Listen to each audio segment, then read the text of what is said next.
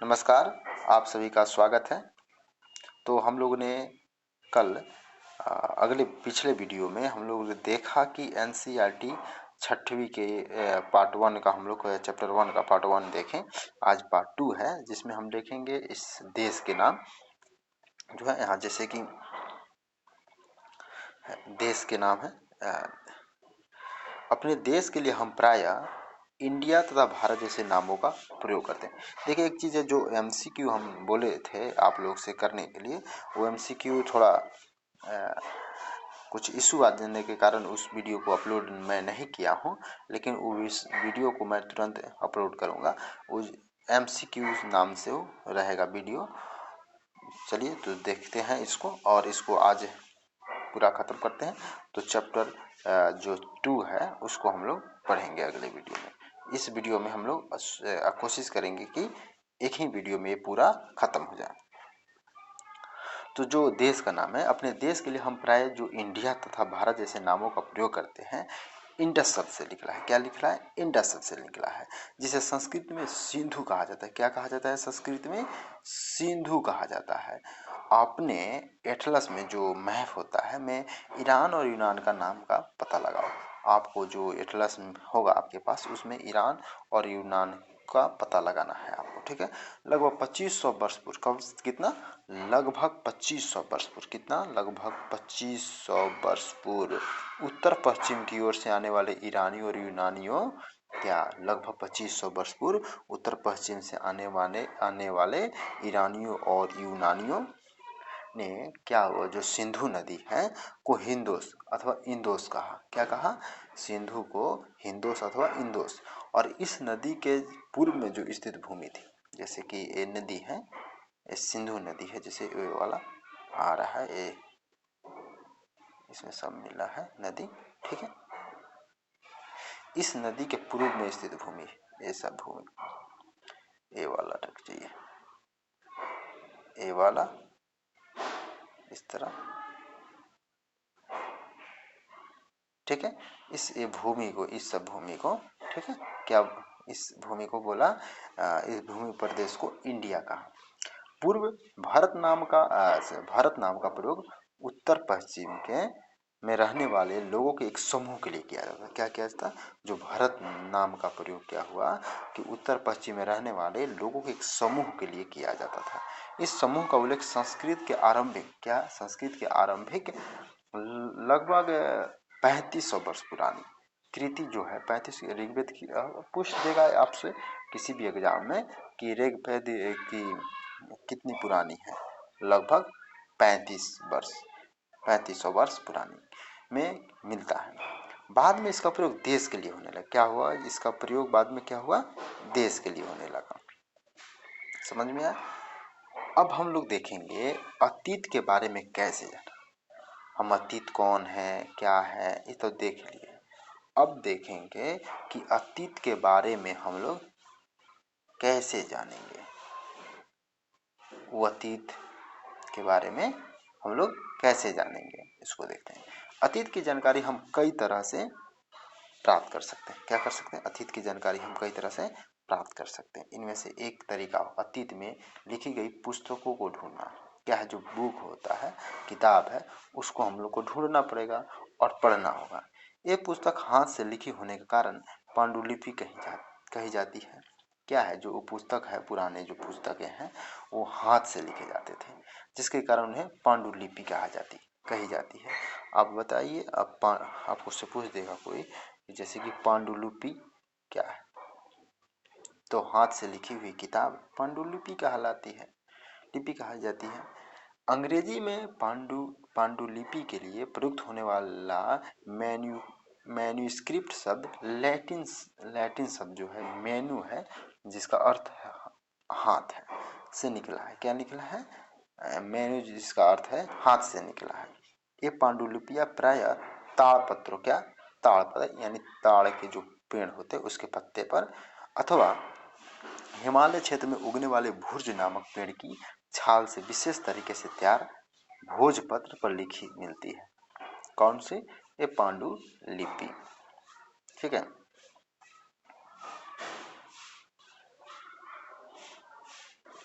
ठीक है। ताड़पत्र से बनी पांडुलिपि का एक पृष्ठ जो हम देख रहे हैं, ये वाला जो ए है, ठीक है, यही है। यह पांडुलिपि लगभग 1000 वर्ष पहले लिखी गई थी। कब लिखी गई थी? 1000 वर्ष पहले। कब लिखी गई थी? 1000 वर्ष पहले लिखी गई थी। किताब बनाने के लिए ताड़ के पत्तों को काटकर, क्या कहते थे, किताब बनाने के लिए क्या किया गया कि ताड़ के पत्तों को काटकर उनके अलग अलग हिस्सों को एक साथ बांध दिया जाता था, एक साथ उसको बांधा जाता था।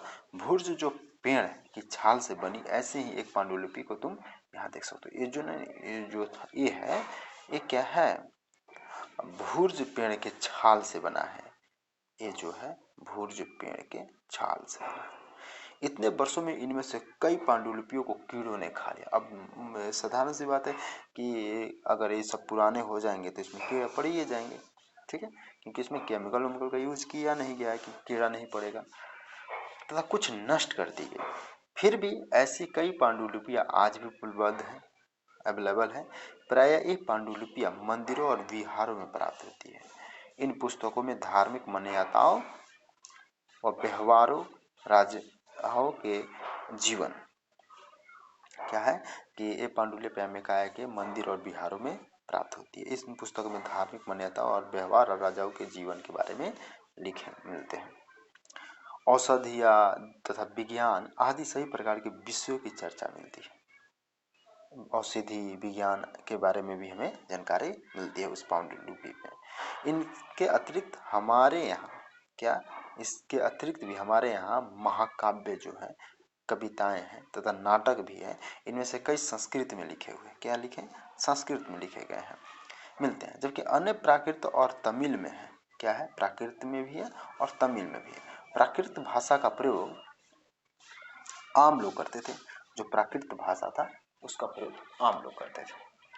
हम अभिलेखों का भी अध्ययन कर सकते हैं। क्या चीज का? अभिलेख का भी अध्ययन कर सकते हैं। ऐसे लेख पत्थर अथवा धातु जैसे अपेक्षाकृत कठोर सतहों पर उत्कीर्ण किए गए मिलते हैं। कभी कभी शासक अथवा अन्य लोग अपने आदेशों को इस तरह उत्कीर्ण करवाते थे। क्या कराते थे? अपने आदेश को उत्कीर्ण करवाते थे ताकि लोग उन्हें देख सके, पढ़ सके, तब उनका पालन कर सके। कुछ अन्य प्रकार के अभिलेख भी मिलते हैं जिनमें राजाओं तथा रानियों सहित अन्य स्त्री पुरुष ने भी अपने कार्यों के विवरण उत्कीर्ण करवाए हैं। उदाहरण के लिए कि प्राय शासक लड़ाइयों में अर्जित विजयों का लेखा जोखा रखता था।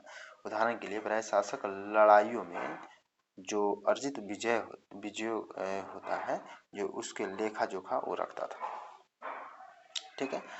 लगभग 2250 वर्ष पुराना यह अभिलेख वर्तमान अफगानिस्तान के कंधार से प्राप्त हुआ है। जो ये हम देख रहे हैं अभिलेख, मैंने जो अभिलेख है ये कम लगभग 2250 वर्ष पुराना है। वर्तमान में यह अफगानिस्तान में, कहाँ है? अफगानिस्तान के कंधार से प्राप्त हुआ है। यह अभिलेख अशोक नामक शासक, जो शासक था, के आदेश पर उत्कीर्ण करवाया गया था। इस शासक के विषय में तुम अध्याय 8 में पढ़ोगे। अब देखिए, इसका हम लोग अध्याय 8 में चर्चा करेंगे। अशोक कौन था, क्या था? ऐसे तो आप लोग जानते ही होंगे कि अशोक के बारे में, फिर भी हम लोग एनसीईआरटी बुक के कक्षा 6 के अध्याय में 8 में हम लोग पढ़ेंगे। जब हम कुछ लिखते हैं, तब हम किसी लिपि का प्रयोग करते हैं। लिपियां अक्षरों अथवा संकेतों से बनी होती है। जब हम कुछ बोलते हैं अथवा पढ़ते हैं तब हम एक भाषा का प्रयोग करते हैं। देखिए, लिपियां अक्षरों अथवा संकेतों से बनी होती है। जो लिपि होती है अक्षरों और संकेतों से बनी होती है। जब हम कुछ बोलते अथवा पढ़ते हैं, क्या बोलते हैं? कुछ बोलते हैं या पढ़ते हैं, तब हम एक भाषा का प्रयोग करते हैं। क्या बोलते हैं? एक भाषा का प्रयोग करते हैं। यह अभिलेख इस क्षेत्र में प्रयुक्त होने वाली यूनानी तथा आरमाइक नामक दो भिन्न लिपियों तथा भाषाओं में है। जो वो हम लोग देखे हैं, जो ये वाला जो देखे अभिलेख देखे हैं, ये क्या है कि यूनानी तथा आरमेइक नामक दो विभिन्न लिपियों तथा भाषाओं में है। और तुम बता सकती हो कि कठोर सतह पर लेख लिखवाने के क्या लाभ थे। अब ये आप लोग को बताना है कि कठोर जगह पर ये क्यों लिखवाए जाते थे जो अभिलेख थे, ऐसा करवाने में क्या कठिनाई आती थी। अब ये आप सोच सकते हैं कि उसको क्या कठिनाई आती थी वो कठोर शब्द पर। ऐसे तो उतना औजार नहीं हो गया कि उस पर कठोर शब्द को उसको लिख सका जाए, कठिनाई आती है, औजार की कमी रहती है। ठीक, इसके अतिरिक्त अन्य कई वस्तुएं अतीत में बनी और प्रयोग में लाई जाती थी। ऐसे वस्तुओं का अध्ययन करने वाला व्यक्ति पुरातत्वविद कहलाता है। जो पुरानी वस्तुओं को अध्ययन करता है क्या कहलाता है, पुरातत्वविद कहलाता है। पुरातत्वविद पत्थर और ईंट से बनी इमारतों के अवशेषों, चित्रों तथा मूर्तियों का अध्ययन करते हैं। क्या करते हैं कि वे इमारतों और अवशेषों तथा चित्रों अथवा मूर्तियों का अध्ययन करते हैं। वे औजारों, हथियारों, बर्तनों, आभूषणों तथा सिक्कों का जो सिक्का होता है सिक्कों के प्राप्ति के लिए छानबीन तथा खुदाई भी करते हैं। इनमें से कुछ वस्तुएं पत्थर, पक्की मिट्टी तथा कुछ धातु की बनी होती है। क्या बनी होती है, पत्थर, मिट्टी, कुछ धातु के भी बनी होती है। ऐसे तत्व कठोर अथवा जल्दी नष्ट न होने वाले होते हैं। क्या होते हैं, कठोर और जल्दी नष्ट न होने वाले होते हैं। पुरातत्वविद जानवरों, चिड़ियों तथा मछलियों की हड्डियों भी ढूंढते हैं। क्या करते हैं, वे जानवर और चिड़ियों तथा मछलियों की हड्डियां भी ढूंढते हैं।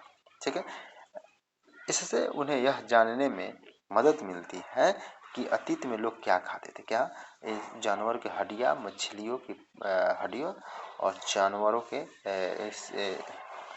ढूंढते हैं। इससे उन्हें क्या मिलती है, अतीत में लोग क्या खाते थे। वनस्पतियों के अवशेष बहुत मुश्किल से बच पाते हैं। वनस्पति जो होती है उसके अवशेष बहुत मुश्किल से बच पाए। यदि अन्न के दाने अथवा लकड़ी के टुकड़े जल जाते हैं तो वे जले हुए रूप में बचे रहते हैं। क्या पुरातत्वविदों को बहुत कपड़ों के अवशेष मिलते होंगे। बाएं एक प्राचीन नगर से प्राप्त पात्र बर्तन है।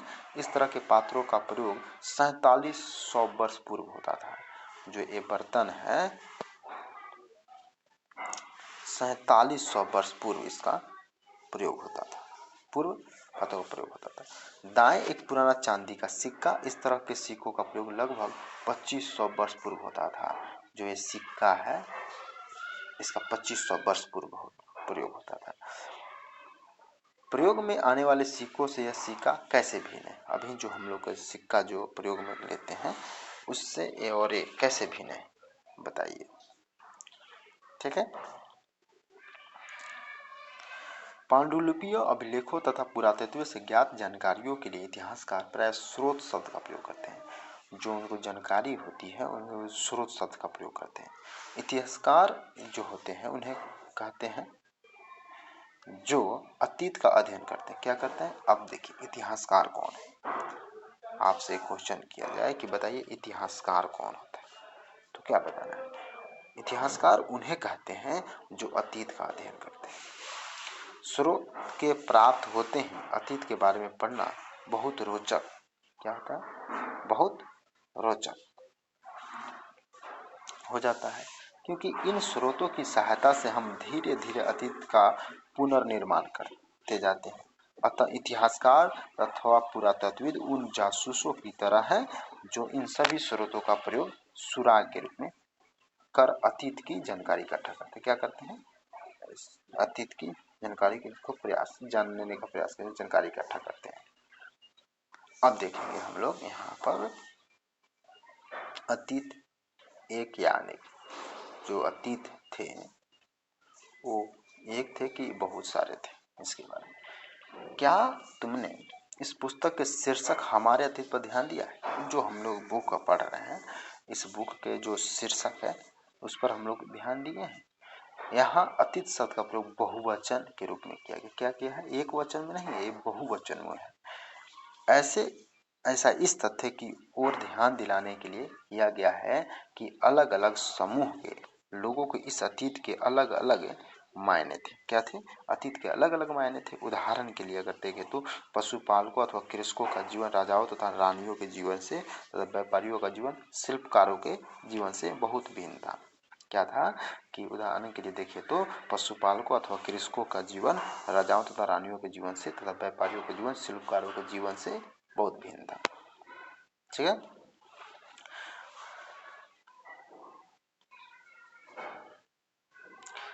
जैसे कि हम आज भी देखते हैं, उस समय भी देश के अलग अलग हिस्सों में लोग अलग अलग व्यवहारों और रीति रिवाजों का पालन करते थे। उदाहरण के लिए आज अंडमान जो द्वीप है कि अधिकांश लोग अपना भोजन मछलियां पकड़कर शिकार करके तथा फल फूल के संग्रह द्वारा प्राप्त करते। क्या कहते हैं? फल फूल के संग्रह के द्वारा प्राप्त करते हैं। इसके विपरीत शहरों में रहने वाले लोग खाद्य आपूर्ति के लिए अन्य व्यक्तियों पर निर्भर करते हैं। क्या है कि खाद्य आपूर्ति के लिए अन्य पर निर्भर रहते हैं। इस तरह के भेद अतीत में भी विद्यमान थे। जो अतीत थे उसमें भी ये सब के भेद विद्यमान थे। इसके अतिरिक्त एक अन्य तरह के भेद है। उस समय शासक अपनी विजयों का लेखा जोखा रखता था। उस समय क्या था कि शासक अपने विजय को जो जहाँ जीतता था, जिस क्षेत्र के जीतता था, उसका लेखा जोखा रखता था। यही कारण कि हम उन शासकों तथा उनके द्वारा लड़ी जाने वाली लड़ाइयों के बारे में काफी कुछ जानते हैं। उनके लेखा जोखा रखने के कारण ही आज हम लोग उनके बारे में जानते हैं, उनकी लड़ाइयाँ के बारे में जानते हैं कि वे कौन सी लड़ाइयाँ लड़ते थे, कौन सी लड़ाइयाँ लड़े और किस में उसकी जीत हुई, किस में उनकी हार हुई। लड़ाइयों के बारे में काफी कुछ जानते हैं, जबकि शिकारी, मछुआरे, संग्राहक, कृषक अथवा पशुपालक जैसे आम आदमी प्राय अपने कार्यों का लेखा जोखा नहीं रखते थे। जो आम लोग थे उनका लेखा जोखा कौन रखेगा, क्योंकि तो पढ़े लिखे नहीं थे या उतना उनके पास होता नहीं हुआ कि बड़े बड़े विद्वान रखें। ठीक है, तो उनके बारे में जानकारी नहीं। पुरातत्व की सहायता से हम उनके जीवन के जानने में मदद मिलती है। पुरातत्व जो होते हैं, पुरातत्वविद उन लोगों के माध्यम से हम जीवन के जानने में मदद मिलती है। हालांकि अभी भी इनके बारे में बहुत कुछ जानना शेष है। उन लोगों के बारे में जो हमें जानकारी अभी है वो पूरा नहीं है, अभी भी उनके बारे में जानना जा सकता है। तिथियों का मतलब, जो तिथि होता है उसका मतलब, तिथियों का मतलब ये देखेंगे आगे।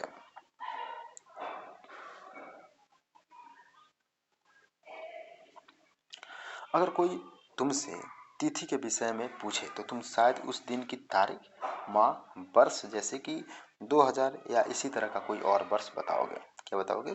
इसी तरह का 2000 या इस तरह का कोई और वर्ष बताओगे। वर्ष की यह गणना ईसाई धर्म प्रवर्तक ईसा मसीह के जन्म की तिथि से की जाती है। क्या किया जाता है?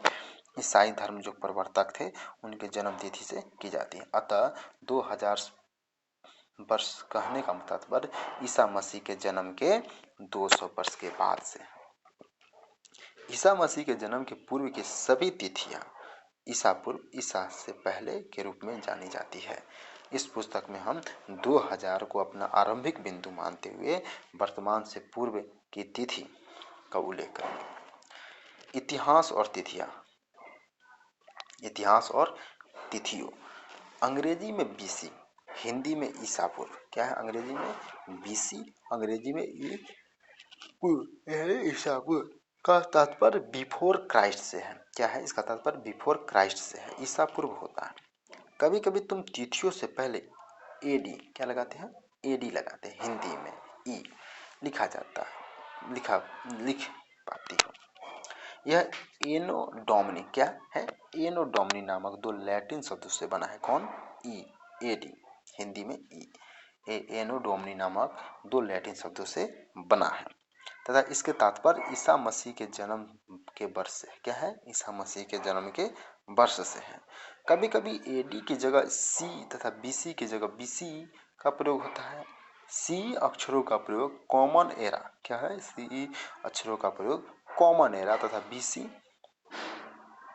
का बिफोर कॉमन एरा के लिए होता है। हम इन शब्दों का प्रयोग इसलिए करते हैं क्योंकि विश्व के अधिकांश देशों में अब इस कैलेंडर का प्रयोग सामान्य हो गया है। क्या हो गया? इस कैलेंडर का प्रयोग सामान्य हो गया है। ठीक है। भारत में तिथियों के इस रूप का प्रयोग लगभग 200 वर्ष पूर्व प्रारंभ हुआ। कब हुआ? लगभग 200 वर्ष पूर्व प्रारंभ हुआ था। कभी कभी अंग्रेजी के बीपी, क्या बी और बीपी अक्षरों का प्रयोग होता है। क्या होता है? बीपी अक्षरों का प्रयोग होता है, जिसका तात्पर्य है बिफोर प्रेजेंट, यानी वर्तमान से पहले।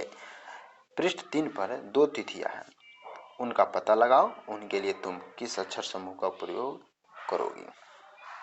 ठीक है। और कुछ और अन्यत्र जानकारी उसके बारे में, जैसे कि हमने पहले पढ़ा, अभिलेख कठोर सतहों पर उत्कीर्ण करवाए जाते हैं। इनमें से कई अभिलेख कई सौ वर्ष पूर्व लिखे गए थे। सभी अभिलेखों में लिपियों और भाषाओं का प्रयोग हुआ है। समय के साथ साथ अभिलेखों में प्रयुक्त जो भाषाओं तथा लिपियों में बहुत बदलाव आ चुका है। विद्वान यह कैसे जान पाते हैं कि क्या लिखा था? इसका पता अज्ञात लिपि का अर्थ निकालने के लिए एक प्रक्रिया द्वारा लगाया जा सकता है। इस प्रकार जो है, इस अज्ञात लिपियों को जानने की एक प्रसिद्ध कहानी उत्तरी अफ्रीका देश मिस्र से मिलती है। लगभग 500 वर्ष पूर्व यहाँ राजा रानी रहते थे। क्या है कि 500 वर्ष पूर्व यहाँ राजा रानी रहते थे। मिस्र के उत्तरी तट पर रोसेटा, क्या है? मिस्र के उत्तरी तट पर रोसेटा नामक एक कस्बा है। क्या है? रोसेटा नामक एक कस्बा है। यहाँ से एक ऐसा उत्कीर्ण पत्थर मिला है जिस पर एक ही लेख 3 भिन्न भिन्न भाषाओं तथा लिपियों, यूनानी तथा मिस्री लिपि के 2 प्रकारों में है। कुछ विद्वान जो है यूनानी भाषा पढ़ सकते थे। उन्होंने बताया कि यहाँ राजाओं तथा रानियों के नाम एक छोटे से फ्रेम में दिखाए गए हैं। क्या है? उनके नाम लिखे गए हैं। इसे कारतूस कहा जाता है। क्या कहा जाता है? कारतूस कहा जाता है। इसके बाद विद्वानों ने यूनानी तथा मिस्री संकेतों को अगल बगल रखते हुए मिस्री अक्षरों की समानार्थक ध्वनियों की पहचान की। जैसे कि तुम देख सकते हो, यहाँ एक अक्षर के लिए शेर तथा ए अक्षर के लिए चिड़ियों के चित्र बने हैं। जो यहाँ आप देखिए, यहाँ पी, ए के लिए चिड़िया, एल के लिए शेर, ए के लिए चिड़िया, ऐसा एल अक्षर के लिए शेर तथा ए अक्षर के लिए चिड़ियों के चित्र बने हैं। एक बार जब उन्हें यह जान लिया कि विभिन्न अक्षरों के किनके लिए प्रयुक्त हुए हैं, तो वे आसानी से अन्य अभिलेखों को भी पढ़ सकते हैं। क्या है? वो जो आसानी से अन्य अभिलेखों को भी पढ़ सकते हैं। ये जान आप जाएगा कि कौन अक्षर के लिए, विभिन्न अक्षर किनके लिए प्रयोग हुआ है, तो आप आराम से वो भाषा को पढ़ सकते हैं। उन्होंने बताया कि यहाँ कल्पना, अब आपके लिए होमवर्क टाइप से, ठीक है। कल्पना करो, तुम्हें एक पुरातत्वविद का साक्षात्कार लेना है, इंटरव्यू लेना है। क्या लेना है? इंटरव्यू लेना है, ठीक है। तुम उन 5 प्रश्नों की एक सूची तैयार करो जिन्हें तुम पुरातत्वविद से पूछना चाहोगे। 5 क्वेश्चन तैयार करना है, ठीक है, और वे पूछना है। अगर आपको मौका मिलता है तो आप कौन सी क्वेश्चन करेंगे, यही पूछना है। तो हम लोग का आज के लिए खत्म हुआ, ठीक है। एक क्वेश्चन आंसर हो गया, इसको देखा जाएगा बाद में। तो हम लोग हो गया, तो हम लोग इसका MCQ अगले वीडियो में करेंगे। वीडियो पूरा देखने के लिए धन्यवाद। और आप अगर नए हैं तो वीडियो को सब्सक्राइब कर लीजिएगा और अपने दोस्तों को शेयर जरूर कीजिएगा, क्योंकि अभी रेगुलर क्लास होने वाला है और ये आपके फायदे के लिए ही है। बेकार में इधर उधर समय पास आप लोग करते हैं, उसमें आप लोग पढ़िए, मेरे वीडियो को देखिए और शेयर कीजिए, लाइक कीजिए। मैं रेगुलर हर एक विषय लेकर आऊँगा और आप लोग को मैं पढ़ाऊँगा। बिल्कुल फ्री है ये बैच। कुछ लड़के पूछ रहे थे कि ये किसी ऐप्स पर भी पढ़ाई होगा, तो किसी ऐप्स उस पर पढ़ाई अभी नहीं हो रही, यूट्यूब पर मैं ही पढ़ा रहा हूँ। चलिए आज के लिए बस इतना ही, मिलते हैं अगले वीडियो में। वीडियो पूरा देखने के लिए धन्यवाद।